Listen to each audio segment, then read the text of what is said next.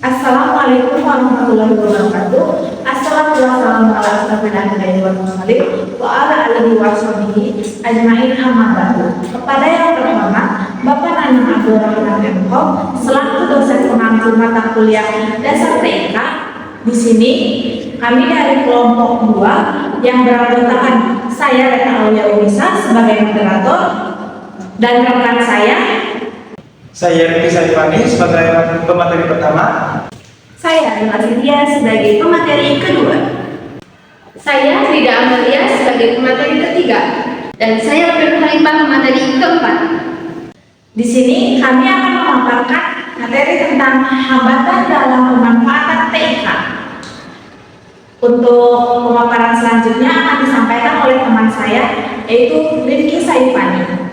Baik, yang pertama kita akan membahas tentang kesenjangan digital atau digital divide. Jadi, kesenjangan digital adalah kesenjangan antara individu, rumah tangga, bisnis, dan wilayah geografis pada tingkat sosial ekonomi yang berbeda dalam hal mengakses TIK serta memanfaatkan teknologi tersebut. Selain itu, kesenjangan digital juga mencerminkan ketidakmampuan individu dalam merasakan manfaat teknologi yang ada.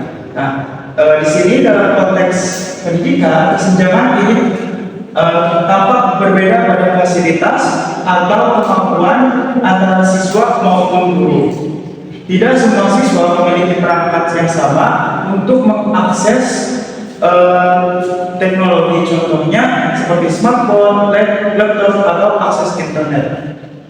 Selain itu juga terdapat perbedaan kemampuan dalam menggunakan teknologi baik pada siswa maupun guru, sehingga menyebabkan ketidakmerataan dalam memperoleh informasi serta kesempatan belajar.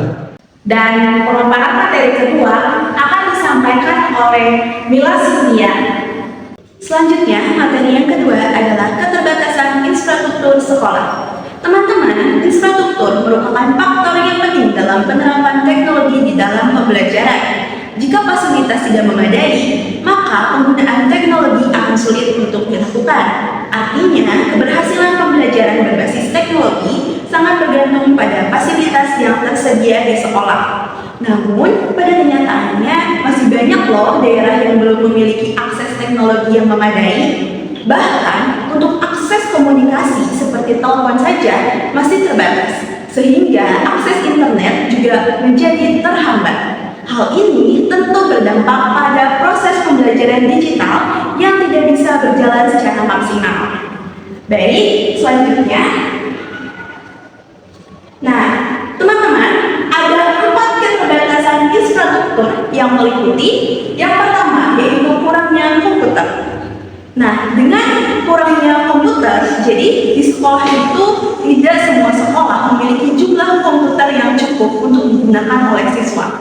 Akibatnya, siswa harus bergantian saat pembelajaran, sehingga waktu belajar menjadi kurang efektif. Bahkan ada juga loh sekolah yang belum memiliki fasilitas komputer sama sekali, sehingga guru kesulitan menerapkan pembelajaran berbasis teknologi. Padahal komputer itu sangat penting untuk menunjang pembelajaran yang lebih interaktif dan juga modern. Nah, kemudian yang kedua yaitu jaringan internet yang tidak stabil. Jadi, teman-teman, internet yang lambat atau sering terputus itu akan membuat proses pembelajaran menjadi terganggu. Misalnya nih, ketika saat guru menyampaikan sebuah video atau misalnya menggunakan media online. Nah, pembelajaran itu akan menjadi sangat terhambat karena jaringannya yang tidak mendukung. Hal ini membuat penggunaan teknologi menjadi kurang optimal. Kemudian, yang ketiga yaitu adalah yang ketiga yaitu keterbatasan listrik. Nah, di beberapa daerah, listrik ini masih belum tersedia loh secara stabil. Bahkan sering mengalami pemadaman. Bahkan, padahal hampir semua perangkat teknologi itu menggunakan listrik. Nah, jika listrik tidak ada, maka akan menjadi seperti apa? Jadi, pembelajaran kan pasti tidak akan berjalan dengan baik. Kemudian, yang terakhir atau yang keempat yaitu minimnya fasilitas pendukung. Nah, dengan fasilitas pendukung ini, seperti proyektor, jaringan Wi-Fi, atau misalnya yang mendukung pembelajaran digital lainnya. Nah, jika fasilitas ini tidak tersedia, maka guru itu pasti akan kesulitan dalam menyampaikan sebuah materi ataupun sebuah informasi. Nah, teman-teman, jadi dari keempat masalah tersebut dapat kita lihat bahwa keterbatasan infrastruktur akan menjadi tantangan yang paling besar dalam penggunaan teknologi di sekolah. Untuk selanjutnya, pemaparan materi ketiga akan disampaikan oleh Rida Amalia. Yang ketiga yaitu keamanan cyber anak atau cyber safety. Pemanfaatan PIK oleh anak-anak juga memberikan tantangan dalam aspek keamanan cyber. Di satu sisi, teknologi memberikan manfaat seperti akses informasi yang luas, media kreativitas, dan sarana kolaborasi. Namun di sisi lain terdapat berbagai risiko kejahatan cyber yang perlu diwaspadai. Kejahatan cyber terhadap anak tidak hanya merupakan masalah teknis atau hukum, tetapi juga fenomena sosial yang dipengaruhi oleh lingkungan, pola asuh orang tua, serta tingkat literasi digital.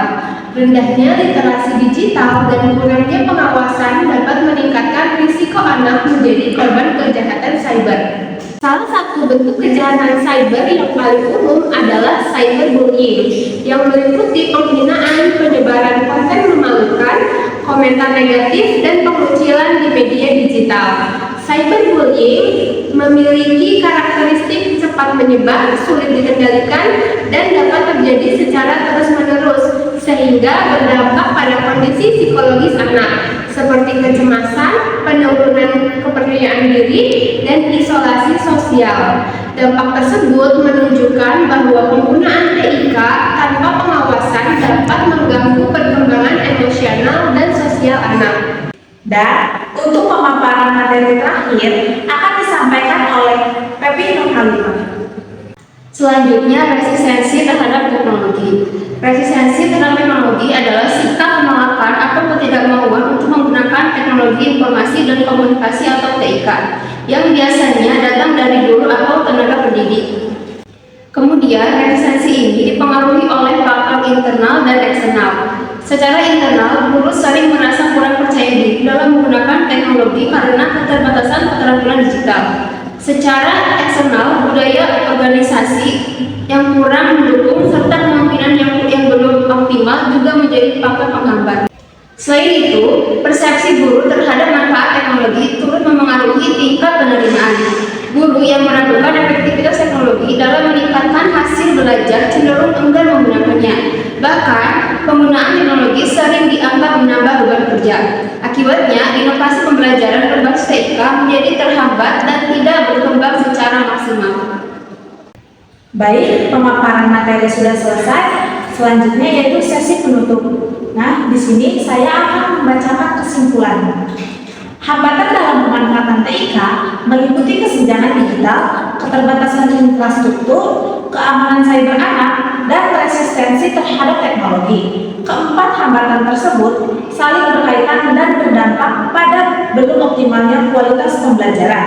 Oleh karena itu, diperlukan peningkatan infrastruktur, kompetensi guru, serta literasi digital agar pemanfaatan TIK dapat berjalan lebih efektif dan aman. Sekian presentasi dari kami, kurang lebihnya mohon maaf. Wabillahi taufiq wal hidayah. Wassalamualaikum warahmatullahi wabarakatuh. Terima kasih.